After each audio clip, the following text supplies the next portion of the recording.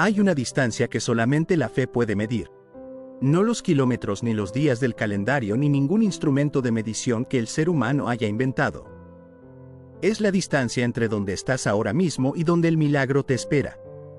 Y esa distancia, por más que haya parecido infranqueable en algunos momentos del camino, tiene una característica que Dios declara hoy con toda la autoridad que tiene para hacer esa declaración. Es corta. Estás más cerca de lo que crees. Se acerca tu milagro. A solo unos cuantos pasos más de fe. Esas palabras de Dios para ti hoy no son el consuelo vacío del que no tiene nada concreto que ofrecer. Son la declaración del que ve el camino completo. El que está en el final tanto como en el principio. El que desde esa perspectiva total puede decir con toda la certeza que su conocimiento permite, lo que estás esperando está más cerca de donde estás que de donde has estado. Quiero que notes algo en esa declaración antes de continuar. Dios no dice que el milagro ya llegó y que simplemente no lo ves.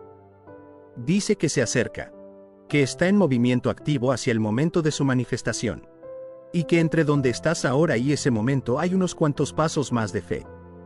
No kilómetros de pasos, no décadas de pasos, unos cuantos, los que la fe que ya tienes puede dar. Los que el Dios que caminó contigo hasta aquí puede acompañarte a dar también. Antes de continuar, quiero pedirte algo. Si este mensaje está llegando exactamente en el momento donde más necesitabas escuchar que el milagro está cerca, suscríbete a este canal ahora mismo y comparte este video en WhatsApp con alguien que también está en esos pasos finales hacia lo que Dios prometió y que necesita escuchar que está más cerca de lo que cree. Hazlo ahora y regresa porque lo que sigue es para ti. Quiero comenzar hablándote de los milagros. Con la honestidad que merecen y sin la reducción que frecuentemente los convierte en expectativas de espectáculos sobrenaturales que luego no se reconocen cuando llegan de maneras diferentes. El milagro en el vocabulario bíblico es cualquier intervención de Dios en la realidad que produce un resultado que el proceso natural solo no habría producido. No necesariamente el espectáculo dramático, aunque puede incluirlo. El hijo prometido que llegó cuando la biología decía que era imposible. El camino abierto en el mar cuando no había escapatoria. El aceite que no se agotó. Los panes que se multiplicaron. Todos esos son milagros de diferentes escalas y formas, pero con el denominador común de que Dios intervino y produjo lo que sin su intervención no habría ocurrido. Y en tu vida específica el milagro que se acerca tiene la forma exacta de lo que has estado necesitando y orando. No el milagro genérico de alguien más. El tuyo. Con la especificidad de tu situación concreta. Con la forma que corresponde exactamente a la necesidad por la que tanto has llorado. Porque el Dios que pronuncia el se acerca a tu milagro lo pronuncia con el conocimiento completo de qué milagro específico estás esperando. En tus manos pondré la respuesta a esa necesidad por la que tanto has llorado. Quiero habitar en esa frase con la profundidad que merece porque creo que contiene algo que el corazón que ha llorado necesita recibir con toda la atención posible.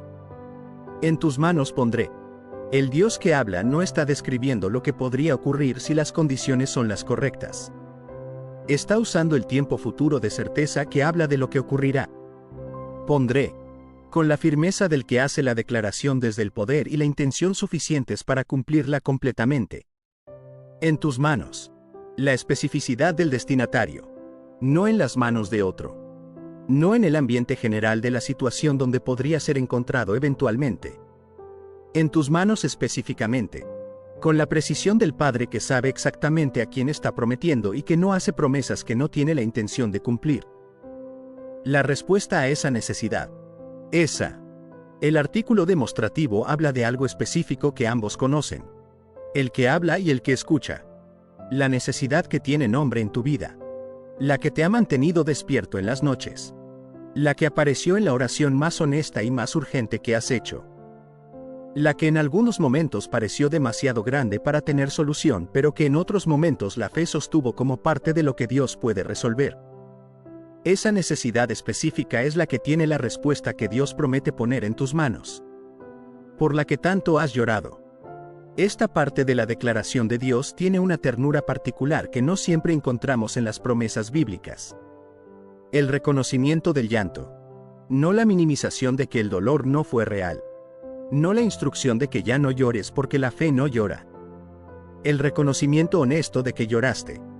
de que la necesidad fue suficientemente pesada como para producir lágrimas genuinas. Y desde ese reconocimiento la promesa de que la respuesta viene. El Dios que reconoce el llanto es el mismo que el Salmo 56 describe cuando dice: tus gemidos son contados por mí. Pon mis lágrimas en tu redoma. ¿No están en tu libro? Las lágrimas no son un secreto para Dios. Cada una fue registrada. Cada momento de dolor que produjo el llanto fue presente para el Padre que te observa con la atención completa del que ama profundamente al que ve sufrir. Y desde ese registro completo del llanto llega hoy la declaración: la respuesta a esa necesidad por la que tanto has llorado viene en camino. La solución a tus problemas muy pronto la vas a tener. Esta segunda declaración añade algo específico que la primera no tenía completamente. La dimensión temporal. Muy pronto. Con la temporalidad que establece una proximidad que renueva la expectativa del que llevaba tiempo esperando. Los problemas que el versículo aborda no son las dificultades menores de la vida cotidiana. Son los problemas con peso. Los que llevan tiempo siendo problemas. Los que el esfuerzo propio ha atacado repetidamente sin producir la solución que necesita. Los que en algunos momentos parecieron definitivos pero que la fe sostuvo como parte del territorio donde Dios puede intervenir. Esos problemas tienen solución. Y esa solución tiene un tiempo. Muy pronto. Quiero hablarte de lo que significa muy pronto desde la perspectiva de Dios. Porque hay una asimetría entre el muy pronto de Dios y el muy pronto del análisis humano que merece ser honrada honestamente. El Dios que existe fuera del tiempo tiene una perspectiva sobre la proximidad que excede completamente la perspectiva de quien vive dentro del tiempo. Lo que desde la perspectiva humana puede ser otro periodo de espera, desde la perspectiva de Dios puede ser efectivamente muy pronto en relación con el proceso completo que Él ve. Y la declaración de muy pronto no está basada en el análisis de los factores visibles que el ser humano puede hacer. Está basada en el conocimiento completo que Dios tiene del proceso total, incluyendo las dimensiones que el ojo humano no alcanza. Pero también hay algo en la declaración de muy pronto que sí tiene un cronograma concreto, a solo unos cuantos pasos más de fe. La proximidad no solamente tiene una dimensión temporal, tiene una dimensión de los pasos que quedan por dar. Y esos pasos de fe son los que el camino presente requiere. No los de algún nivel heroico de fe que pocas personas pueden alcanzar. Los pasos de la fe cotidiana que dice: sigo creyendo aunque todavía no veo completamente. Que sigue orando aunque la respuesta no llegó con la rapidez que esperaba. Que sigue moviéndose en la dirección que Dios señaló aunque el camino todavía no sea completamente claro. Pero también hay algo en la declaración de muy pronto que sí tiene un cronograma concreto, a solo unos cuantos pasos más de fe. La proximidad no solamente tiene una dimensión temporal, tiene una dimensión de los pasos que quedan por dar. Y esos pasos de fe son los que el camino presente requiere. No los de algún nivel heroico de fe que pocas personas pueden alcanzar. Los pasos de la fe cotidiana que dice: sigo creyendo aunque todavía no veo completamente. Que sigue orando aunque la respuesta no llegó con la rapidez que esperaba. Que sigue moviéndose en la dirección que Dios señaló aunque el camino todavía no sea completamente claro. Una sensación de seguridad inundará tu pecho y nunca te dejará. Esta promesa habla de algo que va más allá de la resolución de los problemas externos. Habla de un cambio interior que los problemas resueltos solos no siempre producen. La seguridad que inunda el pecho y que nunca se va no es la seguridad de las circunstancias favorables. Esa también puede inundar el pecho, pero tiene el problema de que depende de la permanencia de lo favorable para seguir estando. La seguridad que nunca se va tiene que tener una fuente que tampoco se va. Y la única fuente que tiene esa permanencia es la presencia de Dios. Inundará. El verbo habla de algo que llega de manera que lo cubre completamente. No un goteo de seguridad que llena parcialmente el interior. La inundación que penetra en cada espacio disponible. Que llega hasta las zonas del interior donde la inseguridad había tenido su residencia más antigua. Que toca las dimensiones más profundas del ser donde las experiencias de amenaza o de pérdida instalaron su efecto persistente. Y nunca te dejará. La permanencia del nunca que ya encontramos en otros mensajes de esta colección. La seguridad que una vez que inundó el pecho no tiene la característica de las emociones temporales que llegan y se van con las circunstancias. Tiene la permanencia de lo que viene de la fuente que no fluctúa. Y desde esa permanencia puede producir el estado base de seguridad que hace posible habitar la vida desde un lugar cualitativamente diferente al del miedo y la inseguridad. Te sentirás ligero como un pájaro. Sentirás deseo de volar en las alturas. Esta imagen tiene una belleza poética que al mismo tiempo captura algo muy concreto sobre el efecto que la solución de los problemas y la llegada de la seguridad producen en el interior. La ligereza. El peso que ha estado presente durante el período de espera y de lucha tiene un efecto físico y emocional muy real. El cuerpo que carga demasiado lo hace con una tensión que se siente en los hombros, en la postura, en la calidad de la respiración. El interior que carga demasiado lo hace con un estado de constricción que reduce la capacidad de expansión, de gozo, de apertura hacia lo que podría ser recibido si el espacio interior estuviera disponible para recibirlo. La ligereza que viene cuando ese peso es levantado es una de las experiencias más transformadoras que existen. No es una metáfora. Es una experiencia física y emocional real que el que la ha experimentado reconoce inmediatamente. El que salió de una situación de largo sufrimiento con su resolución describe frecuentemente esa sensación en términos muy similares a los que el mensaje de hoy usa. Ligereza. Como si algo que había estado aplastando desde arriba fue removido. Como si el peso que hacía que cada paso costara doble de repente ya no estuviera. Y el deseo de volar en las alturas. El vuelo como la imagen de la libertad que la ligereza hace posible. El que está aplastado no puede volar. El que está libre de ese peso puede. Y el deseo de volar, que es el deseo de expandirse, de ir más lejos, de alcanzar más de lo que el peso permitía, es el fruto natural de la ligereza que la solución de los problemas y la llegada de la seguridad producen. El águila que el Isaías 40 describe es la imagen de esa libertad. Los que esperan en Jehová levantarán alas como las águilas. No el avestruz que tiene alas pero no puede volar. El águila que se eleva sobre las corrientes de aire caliente y que alcanza las alturas sin el esfuerzo frenético del aleteo constante. Que se deja llevar por las corrientes invisibles que están por encima de las nubes hacia un horizonte que desde abajo no era visible. Ese deseo de volar en las alturas es la descripción del estado interior que el milagro que se acerca producirá cuando llegue. La expansión que la constricción del peso impedía. El horizonte nuevo que la restricción del peso ocultaba. La libertad de moverse en la dirección que el propósito señala sin el freno que los problemas no resueltos producían. Ya no tendrás ganas de juntarte con personas que de ti siempre se burlan. Esta parte del mensaje introduce una dimensión de las transformaciones que el milagro produce que tiene todo que ver con las relaciones y con la comprensión de la propia identidad. Cuando el peso es grande, la persona que lo carga frecuentemente desarrolla una tolerancia hacia cosas que en un estado de mayor fortaleza y claridad no toleraría. Las relaciones que drenan en lugar de nutrir pueden ser sostenidas durante periodos de debilidad porque la energía de salir de ellas no está disponible. Las voces que minimizan o que se burlan pueden ser toleradas cuando la propia voz interior tiene poca fuerza para resistirlas. Las dinámicas que no corresponden al valor y al propósito de la persona pueden ser aceptadas como normales cuando el peso ha reducido la perspectiva correcta sobre quién se es. Y cuando el milagro llega, cuando la seguridad inunda el pecho y la ligereza del vuelo llega, la perspectiva se restaura. La claridad sobre qué relaciones producen bien y cuáles drenan regresa. La capacidad de tomar decisiones sobre el entorno relacional que correspondan al valor que Dios dice que se tiene vuelve a estar disponible. Y desde esa perspectiva restaurada el deseo de estar en compañía de los que se burlan simplemente desaparece. No como decisión heroica. Como la consecuencia natural de la transformación interior que el milagro produce.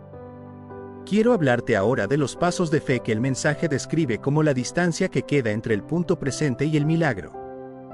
Porque la declaración a solo unos cuantos pasos más de fe implica que hay pasos específicos que corresponden a este momento del camino. El primer paso de fe es el reconocimiento activo de la promesa. No la recitación mecánica. El reconocimiento genuino de que la declaración de Dios de que el milagro se acerca tiene más autoridad sobre la realidad que lo que la evaluación de las circunstancias produce. El paso de fe que dice, lo que Dios dice sobre mi situación es más real que lo que mis circunstancias dicen. Y desde ese reconocimiento la orientación del corazón hacia lo que Dios declaró en lugar de hacia lo que las circunstancias muestran. El segundo paso de fe es la oración que declara la expectativa. La oración que ya no solamente presenta la necesidad, sino que desde la declaración de Dios de que el milagro se acerca comienza a agradecer por lo que viene.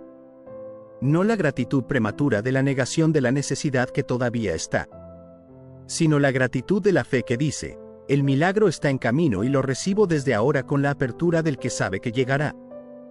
Esa oración que se mueve de la petición hacia la declaración es el paso de fe que corresponde a este momento del camino. El tercer paso de fe es la acción que corresponde a lo que se espera. La fe sin obras está muerta, dice Santiago. La fe que dice que el milagro se acerca tiene una acción que le corresponde. No la acción de pretender que el milagro ya llegó visiblemente. La acción de moverse en la dirección del milagro como si la fe en que llegará fuera genuina. Como los leprosos que fueron a mostrarse a los sacerdotes antes de que la sanidad fuera visible. Como Noemí y Ruth que fueron al campo a espigar antes de saber que encontrarían a Buz. El movimiento que corresponde a la expectativa activa de lo que Dios prometió. Y el cuarto paso de fe es la perseverancia que no cede en los pasos finales. Hay algo que el enemigo de la fe sabe sobre los momentos más cercanos al cumplimiento de una promesa, que son frecuentemente los momentos donde la resistencia aumenta, donde el desánimo intenta instalarse con mayor intensidad, donde la tentación de ceder es más fuerte precisamente porque el cumplimiento está más cerca y por lo tanto la urgencia de detenerlo es mayor. El Génesis describe a los ángeles apresurando a Lot a salir de Sodoma antes del juicio. Apresúrate, sal de aquí. No te quedes en el camino. Hay momentos del proceso donde el apresurarse tiene la urgencia de lo que se acerca y donde el quedarse en el camino sería la pérdida de lo que está más cerca que nunca de ser recibido. Esos unos cuantos pasos más de fe no son el momento de ceder. Son el momento de perseverar con la energía que la proximidad del cumplimiento debería producir. Quiero hablarte de la meditación de 7 días que el mensaje menciona. Porque hay algo en la práctica de habitar una promesa durante un periodo de tiempo que va más allá de lo que la recepción puntual puede producir. Los 7 días no son un periodo mágico cuya duración garantiza el milagro. Son el periodo de saturación donde la promesa de Dios va siendo procesada en capas cada vez más profundas del interior. El primer día la promesa llega al nivel del pensamiento consciente. El segundo día comienza a descender hacia el nivel de las emociones. El tercero hacia el nivel de la expectativa. El cuarto hacia el nivel de la orientación del corazón. El quinto hacia el nivel de las decisiones cotidianas. El sexto hacia el nivel de la identidad. Y el séptimo hacia el nivel del estado base desde el que se vive. Esa saturación progresiva es parte de cómo las promesas de Dios van siendo genuinamente internalizadas en lugar de solamente conocidas. Y la meditación diaria en las declaraciones de hoy, en el se acerca tu milagro, en la respuesta que llegará a esa necesidad por la que tanto has llorado, en la seguridad que inundará el pecho, en la ligereza del vuelo, es el proceso de saturación que profundiza la recepción hasta que la promesa ya no es solamente una palabra que se recibió, sino una certeza desde la que se vive. Quiero hablarte de ejemplos bíblicos de los pasos de fe finales que precedieron al milagro. Porque creo que el registro de quienes dieron esos pasos finales tiene el poder de encender la certeza de que los pasos de fe que quedan por dar en tu situación específica llevan al mismo tipo de resultado. El pueblo en el desierto después de 40 años de camino estaba a pasos finales de la tierra prometida. 40 años de camino que incluyeron los momentos más difíciles. La murmuración, el becerro de oro, las serpientes, la rebelión de Coré, los espías que trajeron el informe negativo. Todo ese camino con sus propias crisis y sus propios momentos donde parecía que el milagro de la tierra prometida nunca llegaría. Y estaban a pasos finales de cruzar el Jordán. El ciego Bartimeo que estaba sentado a la orilla del camino cuando Jesús pasaba. La multitud que lo hacía callar. El momento donde la presión externa decía que se quedara callado y que no interrumpiera. Y la decisión de clamar aún más fuerte. Ese clamó aún más fuerte cuando todo decía que se callara fue el paso de fe final que produjo el milagro de la vista restaurada. Y la mujer con el flujo de sangre que llevaba 12 años buscando la sanidad. Que gastó todo en médicos sin mejorar. Que en la muchedumbre donde Jesús caminaba rodeado de gente tuvo que abrirse paso hacia adelante. Que extendió la mano en la fe más pequeña que se puede tener, la fe que solo quería tocar el borde del manto, y que desde esa fe pequeña pero activa recibió la sanidad que 12 años no habían producido. Esos pasos finales de fe en cada uno de esos casos tenían la característica de ser dados contra la resistencia. Contra la presión que decía que era tarde, que no tenía sentido, que el camino era demasiado difícil, que lo que se necesitaba estaba demasiado lejos para ser alcanzado. Y el milagro llegó precisamente en la decisión de dar esos pasos de todas maneras. Quiero hablarte de lo que Dios dice sobre este momento específico del camino que estás caminando. No del camino en general. De este momento en particular donde el mensaje de hoy llegó. Estás más cerca de lo que crees. Las lágrimas que derramaste no fueron en vano. El tiempo de espera no fue tiempo perdido. El proceso que viviste fue la preparación que el milagro requería para que cuando llegue pueda ser recibido y sostenido de manera que produzca el fruto completo que fue diseñado para producir. Y los unos cuantos pasos que quedan son exactamente eso. Unos cuantos. No una eternidad de pasos adicionales. Los que la fe que ya tienes puede dar. Los que el Dios que te acompañó hasta aquí también acompañará en el tramo final. Los que al otro lado de ellos tiene el milagro esperando. La sensación de seguridad que inundará tu pecho cuando llegues. La ligereza del vuelo que recuperarás. La claridad sobre las relaciones que corresponden a tu valor y tu propósito. La respuesta en tus manos a la necesidad por la que tanto lloraste. Todo eso espera al otro lado de los pasos de fe que quedan. Dios es bueno. Esa declaración que el mensaje incluye no es el cliché vacío que se repite sin pensar. Es la declaración teológica más fundamental que existe sobre el carácter de quien pronuncia hoy el se acerca tu milagro. Dios es bueno. No que produce buenos resultados cuando las condiciones son favorables. Que su naturaleza misma es la bondad. Que lo que hace fluye de lo que es. Y lo que es bueno. Desde esa bondad esencial de su carácter, el milagro que se acerca no es solamente la respuesta a la necesidad. Es la expresión de la naturaleza de quien lo envía. De un Dios cuya bondad no puede ser contenida indefinidamente sin manifestarse en la vida de sus hijos. Que tiene pensamientos de bien y no de mal. Que prepara la mesa en presencia de los angustiadores. Que unge con aceite y hace que la copa rebose. Que graba el nombre en las palmas de sus manos. Que nunca abandona. Ese Dios bueno dice hoy, se acerca tu milagro. Haz solo unos cuantos pasos más de fe. La distancia que queda no es más grande que la fe que ya tienes. Y la fe que ya tienes fue suficiente para traerte hasta aquí. Es suficiente también para los pasos finales que quedan. Da el siguiente paso. El que puedes dar hoy con la fe que tienes hoy.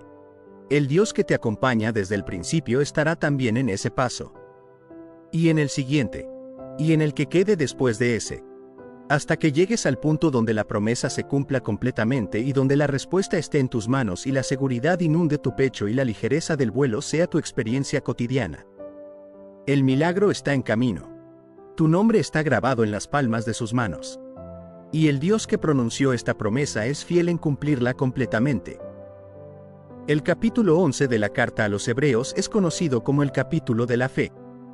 Es la galería de personas que a lo largo de la historia bíblica demostraron que la fe genuina tiene consecuencias reales.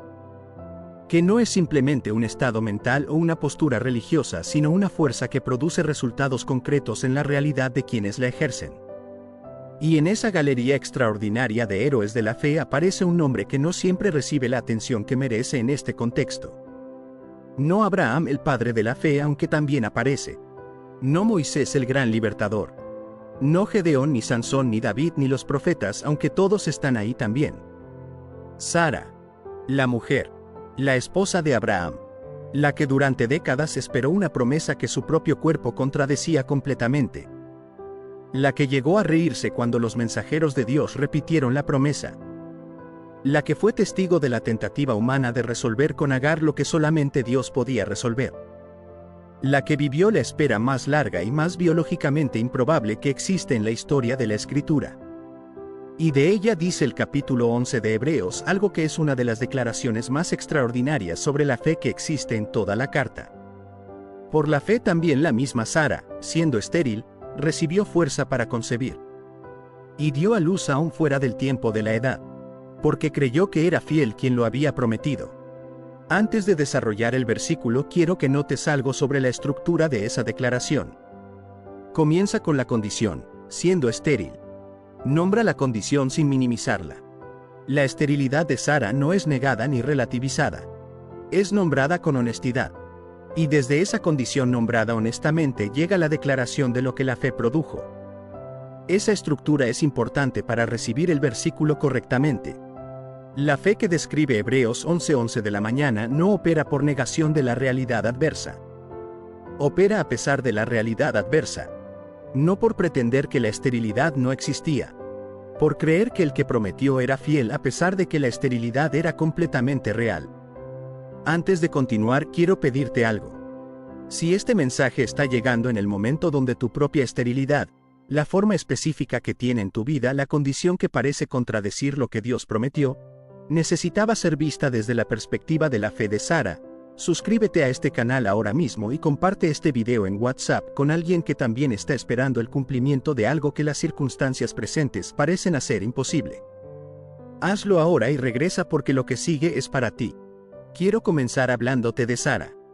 No de la figura heroica de la fe que la lectura retrospectiva puede producir. De la mujer real que vivió la historia que el versículo describe. Sara esperó la promesa de un hijo durante décadas. Décadas. No meses. No años. Décadas de espera de algo que Dios prometió y que el tiempo parecía ser progresivamente más imposible en lugar de más cercano. Cada año que pasaba sin el hijo prometido añadía evidencia adicional al acaso de la imposibilidad. La biología no mejoraba. La situación objetiva empeoraba con el tiempo que pasaba. Y en ese proceso de espera extendida, Sara no fue siempre el modelo perfecto de la fe sin vacilación. El Génesis muestra la complejidad humana de su historia. La risa cuando los mensajeros repitieron la promesa. La tentativa de resolver la situación con Agar que produjo conflicto en lugar de solución. La negación posterior de que se había reído cuando fue confrontada. Todo eso es parte de la historia real de Sara. Y sin embargo el capítulo 11 de Hebreos la incluye en la galería de la fe.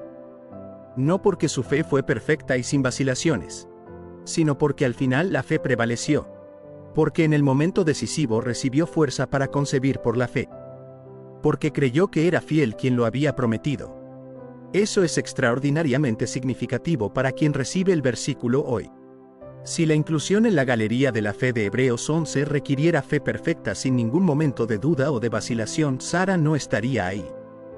Y muchos de los que están ahí tampoco estarían. Porque la galería de Hebreos 11 no es la galería de los perfectos. Es la galería de los que a pesar de sus imperfecciones y de sus vacilaciones y de sus momentos de duda al final creyeron que era fiel quien lo había prometido. Por la fe también la misma Sara. Primera parte del versículo. Él también es significativo. En el contexto del capítulo 11 donde ya se ha mencionado a Abel, a Enoc, a Noé, a Abraham, él también incluye a Sara en la lista. Como si el escritor de Hebreos estuviera diciendo explícitamente que la fe de la que habla no es exclusiva de los grandes patriarcas varones. También Sara. Hay algo en ese también que es inclusivo de una manera que merece ser notado. La fe que Hebreos 11 describe no tiene género ni edad ni posición social como requisitos para su ejercicio. Abel el primogénito que murió joven. Enoc el que caminó con Dios y fue trasladado. Noé el que construyó el arca para lo que todavía no se veía. Abraham el que salió sin saber a dónde iba. Y también Sara, la mujer que esperó décadas la promesa de un hijo. La que vaciló, la que rió, la que al final creyó. La misma Sara. La misma enfatiza que no hay confusión sobre quién es el sujeto. La Sara específica de la que se ha hablado en la historia de Abraham. No una versión idealizada o diferente de Sara. La misma Sara con toda su historia compleja. Y esa misma Sara es incluida en la galería de la fe. Siendo estéril. El reconocimiento de la condición. Ya lo mencioné en la introducción, pero quiero desarrollarlo con mayor profundidad porque creo que es el elemento del versículo que más directamente conecta con la experiencia de quien lo recibe hoy. La esterilidad de Sara no era una condición leve. Era la condición que hacía que la promesa de un hijo pareciera no solamente improbable, sino biológicamente imposible. Y la promesa no llegó cuando Sara todavía era joven. Llegó cuando la esterilidad era ya una condición establecida y cuando la edad añadía otra dimensión de imposibilidad a la biológica. El Génesis establece con una precisión que no deja lugar a interpretaciones alternativas que Sara tenía 90 años cuando el cumplimiento llegó. Y Abraham 99. El texto no suaviza la dificultad para hacer la fe más fácil de entender. La presenta en toda su magnitud precisamente porque la magnitud de la imposibilidad es el contexto que ilumina la magnitud de lo que la fe produjo.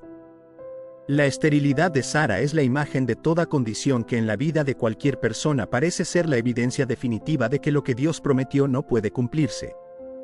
La situación financiera que desde el análisis de los números disponibles no puede producir el resultado que Dios prometió.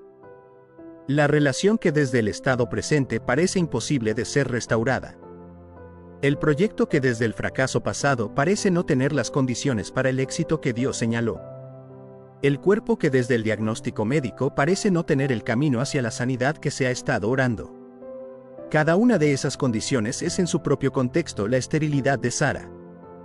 La condición que nombra honestamente la imposibilidad desde la perspectiva puramente humana.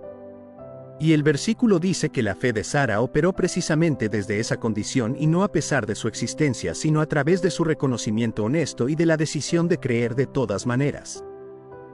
Recibió fuerza para concebir. El resultado de la fe. Aquí el versículo describe lo que la fe produjo con una precisión que merece toda la atención. No que la esterilidad simplemente desapareció por algún proceso natural que finalmente funcionó después de muchos años. Que por la fe recibió fuerza. La fuerza que produjo la concepción no vino de su propio cuerpo que seguía siendo estéril. Vino de afuera. Fue recibida. Como un regalo que llega de una fuente externa que tiene lo que el interior no puede producir por sus propios medios. La palabra que el griego original usa para fuerza tiene la connotación de poder, de capacidad, de la energía que hace posible lo que sin ella sería imposible. Y la fe fue el canal a través del cual esa fuerza llegó. No que la fe produjo la fuerza por sus propios méritos, sino que la fe fue la apertura que hizo posible que la fuerza que venía de Dios llegara y produjera en el cuerpo de Sara lo que el cuerpo de Sara no podía producir por sí mismo.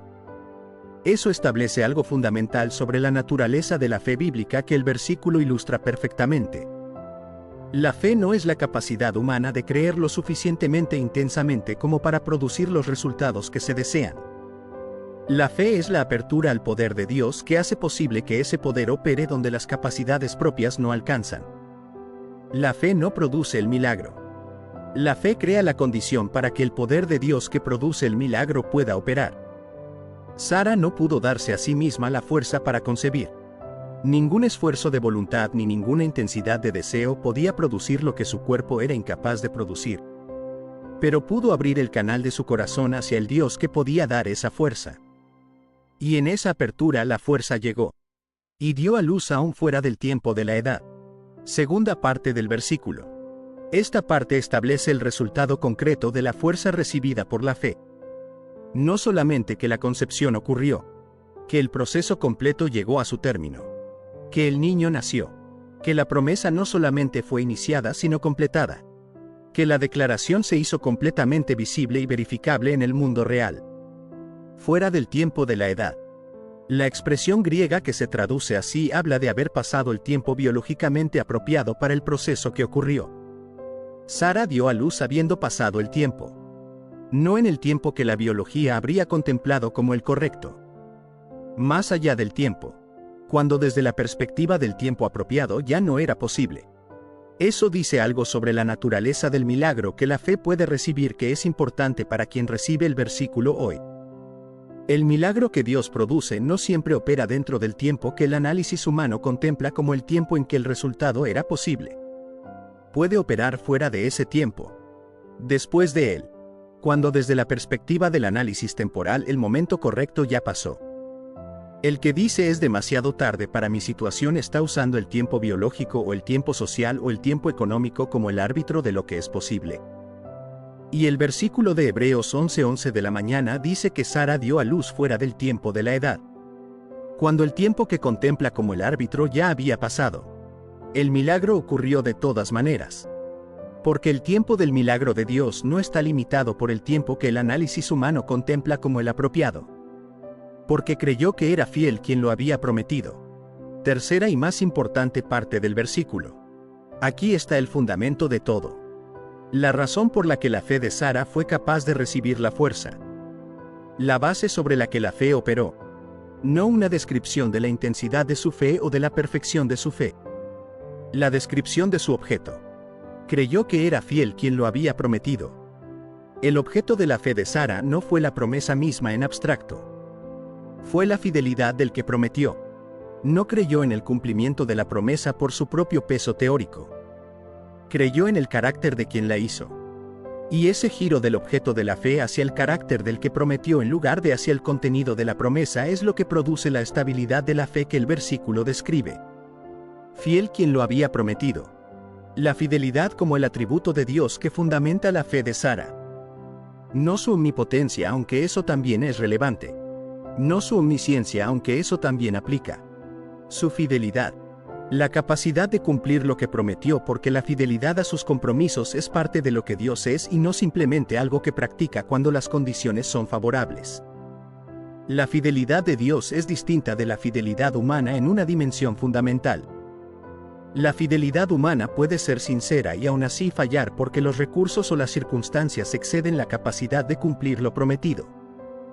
Dios prometió ser fiel a lo que prometió y tiene los recursos y el poder para cumplir esa fidelidad independientemente de cuáles sean las circunstancias. Su fidelidad no depende de las condiciones externas para ser mantenida. Sara creyó en esa fidelidad específica. No en su propia capacidad de producir el resultado prometido. No en la favorabilidad de las circunstancias que permitirían el cumplimiento. En la fidelidad del que prometió como la garantía de que lo que fue prometido sería cumplido independientemente de lo que las circunstancias dijeran sobre la posibilidad del cumplimiento. Quiero hablarte de los diferentes tipos de esterilidad que el versículo aborda a través de la imagen de Sara. Porque la esterilidad biológica de Sara es la forma específica de su situación, pero el versículo en el capítulo de la fe de Hebreos tiene una aplicación que trasciende esa forma específica hacia todas las formas de la condición que parece contradecir la promesa de Dios. La esterilidad de los sueños que el tiempo parece haber vencido.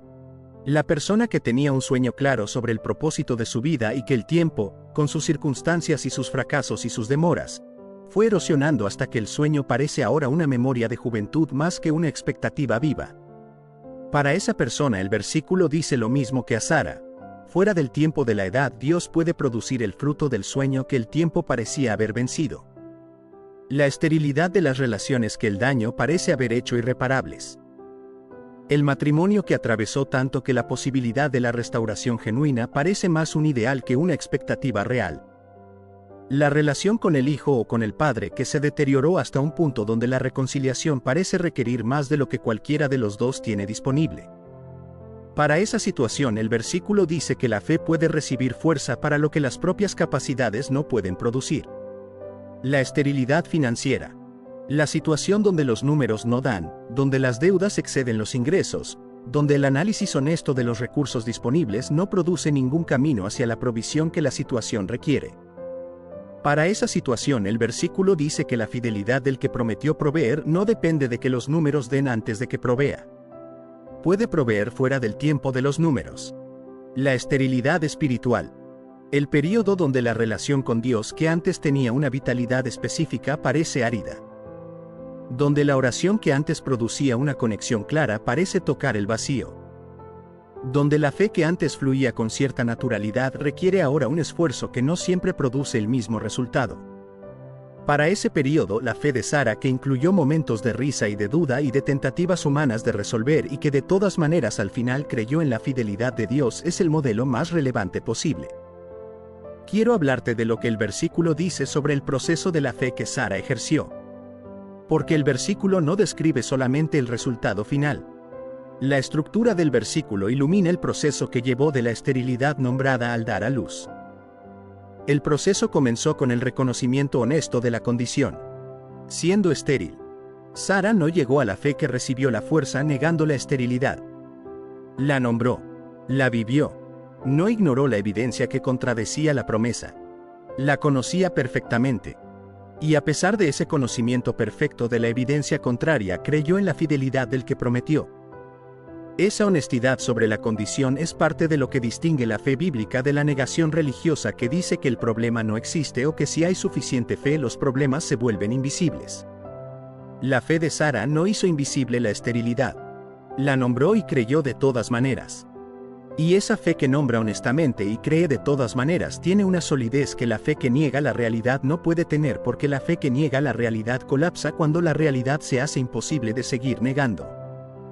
Y el proceso continuó con la orientación de la fe hacia la fidelidad del que prometió en lugar de hacia la probabilidad del cumplimiento.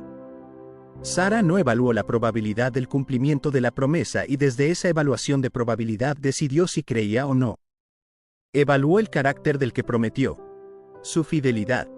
Y desde esa evaluación del carácter eligió creer independientemente de cuál fuera la probabilidad del cumplimiento desde la perspectiva del análisis humano. Esa distinción entre creer en la fidelidad del que prometió y creer en la probabilidad del cumplimiento es fundamental para la estabilidad de la fe en los periodos de espera extendida. La fe que se basa en la probabilidad del cumplimiento está en constante peligro de colapsar cuando la evidencia acumulada reduce la probabilidad a niveles que el análisis no puede sostener razonablemente. La fe que se basa en la fidelidad del que prometió tiene una estabilidad que no depende de la evaluación de la probabilidad porque su fundamento es el carácter de Dios y no las circunstancias que rodean la promesa. Quiero hablarte de la relación entre Hebreos 11:11 de la mañana y el contexto más amplio del capítulo 11. Porque Sara no aparece aislada en la galería de la fe sino en el contexto de una comunidad de personas que ejercieron la misma fe en diferentes circunstancias y en diferentes generaciones. El capítulo 11 termina con algo que es extraordinariamente significativo para comprender el versículo sobre Sara. El versículo 39 dice, y todos estos, aunque alcanzaron buen testimonio mediante la fe, no recibieron lo prometido. Todos estos, incluyendo a Sara, no recibieron lo prometido. En el sentido de que el cumplimiento completo de lo que la promesa apuntaba, que es Cristo y la salvación que Él trae, estaba todavía en el futuro cuando ellos vivieron. Eso dice que la fe de Sara, aunque recibió el cumplimiento específico del Hijo prometido, también apuntaba hacia algo más grande que ella misma podía ver completamente. La fe en la fidelidad del que prometió tiene siempre esa dimensión que trasciende el cumplimiento inmediato hacia el horizonte más amplio de lo que Dios está produciendo en el proceso completo de la historia.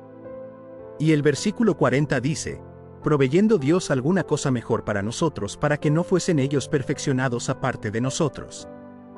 La fe de Sara y la de todos en la galería de Hebreos 11 se conecta con la fe de quien recibe el versículo hoy en una continuidad de propósito que trasciende los siglos. Somos parte de la misma historia de fe.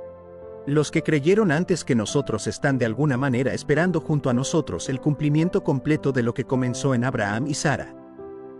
Eso es la fe bíblica en su expresión más completa. No la que niega la condición adversa. La que nombra la condición honestamente y cree de todas maneras en la fidelidad del que prometió. No la que depende de la probabilidad del cumplimiento. La que descansa en el carácter del que lo prometió. No la que produce los resultados por sus propias fuerzas.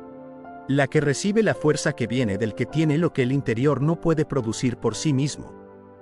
Esa fe está disponible para ti hoy. En la esterilidad específica que tiene nombre en tu vida. Con la condición honestamente nombrada. Y con la orientación deliberada del corazón hacia la fidelidad del que prometió como el fundamento más sólido disponible para creer que el cumplimiento llegará aunque todavía no sea completamente visible. Él es fiel. Quien lo prometió es fiel. Y esa fidelidad es la garantía más sólida que existe de que lo que fue prometido sobre tu vida, aunque haya pasado el tiempo que el análisis humano contemplaba como el apropiado, aún tiene la posibilidad de cumplirse. Fuera del tiempo de la edad. Porque el que prometió es fiel. Que la fe de Sara sea también la tuya en la esterilidad que tiene nombre en tu vida. Y que el Isaac que nazca de esa fe lleve en su nombre la transformación completa de la risa de incredulidad en la risa del gozo que solamente el cumplimiento de lo que Dios prometió puede producir. Amén.